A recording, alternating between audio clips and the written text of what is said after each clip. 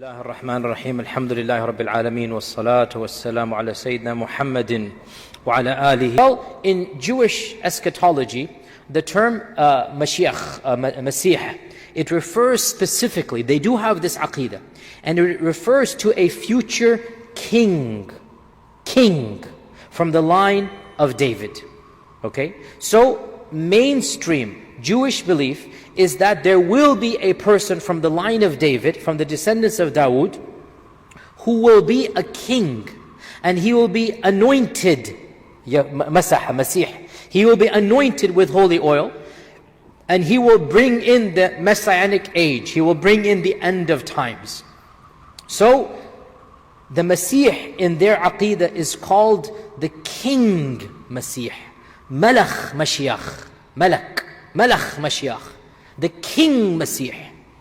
Because for them, the Masih is a political figure, not a religious reformer. Belief in the advent of the Masih was a mainstream of Jewish theology, and for them the Masih will bring back the power and the izzah of the kingdom of David that used to be. And therefore, when the single greatest theologian of Jewish law and Jewish theology, there is only one that is Shaykhul Islam amongst them. There is one amongst them in all of their history that they consider to be the greatest Jewish mind, and that is the Jewish theologian, the most famous in the history of Judaism. Anybody? Yes, very good, but who?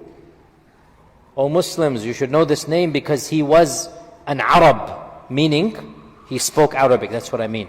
He lived in the lands of Muslims. He spoke Arabic more fluently than any language. He wrote in Arabic. And there is a theory that for a period of his life he was a Muslim, because he studied in a madrasa, he memorized portions of the Quran, he studied fiqh and aqidah in the Islamic tradition, because back in those days, all universities were run by Muslims. Back in those days, you know, if you go to university here, right, you go to UTD or SMU or something, they tell you you must take American history, you must take political science, these are the required courses, right? You cannot graduate in this country without taking these courses, right? Well, once upon a time, if you wanted to go to any university and study engineering or medicine or optics, you would have to study Fiqh 101. Basics of Sharia. Okay, you have to study tafsir of the Quran. I'm not joking. This is exactly what needed to be done. Okay, that was So, Musa ibn Maimonides, you should know the name. Maimonides, memorize this name. This is the single greatest intellectual of Jewish history completely. They call him the chief rabbi, Rambam, the chief rabbi. He was the greatest rabbi in the history of Judaism. He codified Jewish law. The Jewish law that he codified is basically after he studied Islamic Sharia. Now he's writing a book of fiqh. Okay? And he is the first and most important Jewish figure to write a book of aqidah, the book of theology. He wrote a book of theology and he summarized it in 13 points. And he called it the 13 principles of Iman. 13 principles of Iman. Why did he summarize Aqidah? Because he studied Aqidah from the Muslims, and now he wants to do the same for the Jewish faith. And so, Jewish Aqidah, when it comes to many things, is actually coming from the philosophy of Ibn Rushd, Averroes and others, because Musa ibn Maimonides and Averroes were basically coming from the same philosophical strand. Anyway, back to our topic. Another very interesting tangent, which is relevant to us, and it is in my notes. One of the most famous claims of Jewish messianic fame was a person born and raised and died in Muslim lands, spoke Arabic fluently. And he was a member of the Ottoman peoples, meaning a citizen, if you like, even though the concept of citizenship is modern. And this is the famous rabbi known as Sabbatai Zevi. Sabbatai Zevi was born in Ottoman lands in the 16th, 17th century, 16 something. He died in, don't quote me, 17th century. And Sabbatai Zevi was a famous rabbi who began to have a larger and larger following and eventually claimed to be the Messiah. And his followers increased, and he began demanding more and more things. A lot of problems happened. He's a very interesting figure. He intermingled with European kings and with the Sultan Mehmed IV, the famous Ottoman Sultan, until finally his demands became so ludicrous and political, and making a long story short, but he began to be political. And when he began to be political, the Sultan imprisoned him. And eventually his followers clamored and whatnot, so the Sultan decided to execute Sabbatai Zevi.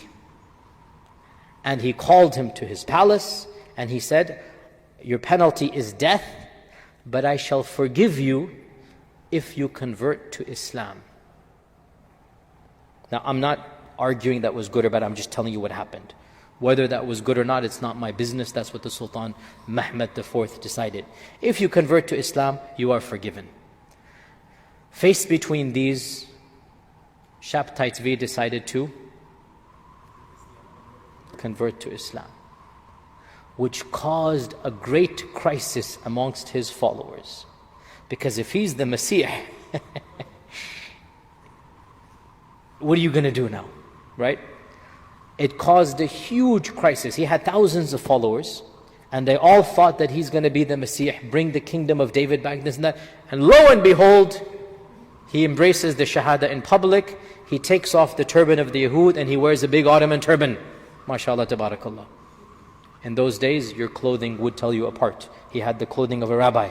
And in the presence of the Sultan, he took off his rabbi cloak, and he wore the Ottoman, I'm not joking, it's not a joke, he wore the Ottoman turban, and he said the Shahada, and he said he's a Muslim. What are his followers going to do? Massive chaos, confusion. Some of them, I think the majority, ended up either saying this is a ruse or a tactic, or converting with him. A small group left him. So this turned out to be one of the most bizarre conversions in Islamic history, because what happened was his followers, in fact he himself, became half Jew, half Muslim. He observed Ramadan, but he observed the Sabbath as well. He read some Quran, but he also read the Hebrew. So he had this new thing that came about. And his followers were called Dönmeh, which was a derogatory term by the Ottomans, by the Muslims of the time. Dönmeh, there is no English equivalent. There's no English equivalent. It means convert, but not with a positive connotation, like a traitor convert. Like there is no English word. A convert, but not like a positive convert. You've turned your back and left, and you've come, but yeah, we're not, like a big question mark, that type. This is the term that who gave them? The Muslims of the time. They weren't happy with this guy and his followers. Too weird. Eventually, the Sultan, of course, and by the way, initially was very happy, gave him a massive check here, massive money, you became a Muslim, good. Eventually it turned out he's still observing Jewish rituals and customs, so he lost all favor. He was exiled, he died in exile. His followers, who are now outwardly Muslim, inwardly continued to be what are called crypto Jews. Okay? And their numbers increased, and they are still around in Turkey, the Dönmeh. They're still around in Turkey. Now, to make the plot worse, to make the soup thick here, there's a lot of conspiracy theories. We Muslims love conspiracy theories. And the problem with conspiracy theories is they're so ludicrous, except for the ones that are true. This is the problem. And you can't really tell the true from the falsehood until Allahu A'lam. So, conspiracy theories are a problem. Nonetheless, I'm narrating the conspiracies. I'm not endorsing them, please. Okay? So when Fox News comes and misquotes me those 10 seconds, please go back to this clip that I'm saying here right now, that I'm simply narrating so that you should be aware. I am not endorsing the conspiracy theories at all. The conspiracy theories that were started from that time frame, and they lasted up until today, they are there. The religious Muslims of the Ottoman lands said these people are zanadiqa. What are zanadiqa? Crypto-Muslims who want to destroy Islam. They're not real, they want to harm Islam. And they hate Islam, but they pretend to be Muslim.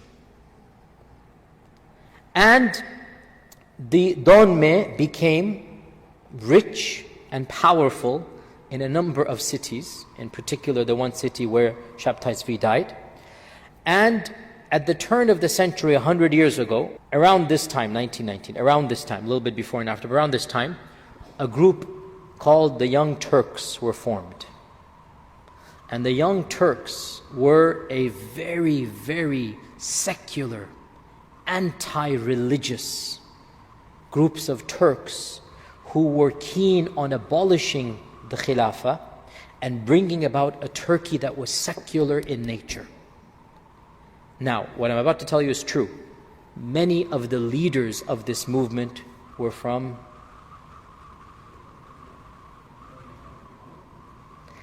in particular, a very, very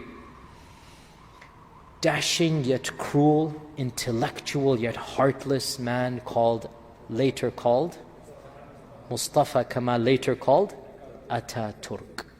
Atatürk is from the Dönmeh, this is a fact. Now you go figure what is conspiracy and what is history. You go figure what is true and what is false. I'm simply telling you the perception about the motives of the Dönmeh. And then I will tell you factually, Atatürk hated Islam. Atatürk mocked Islam. He was not a believer in Islam at all. And it's very clear that he considered Islam to be something that caused his people and nations to be backward.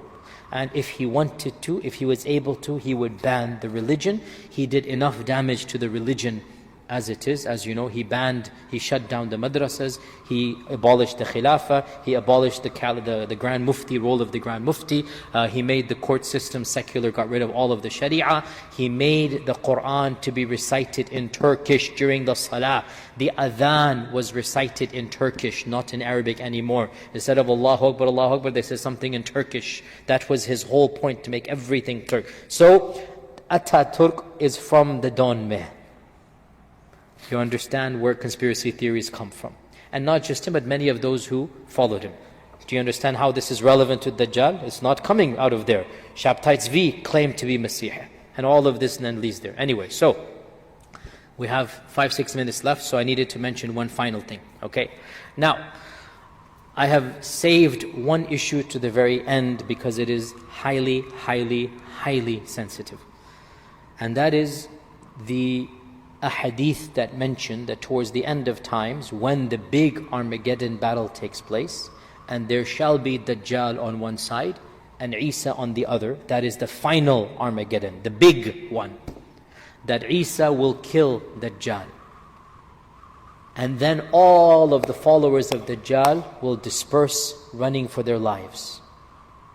Many of them will be from that group.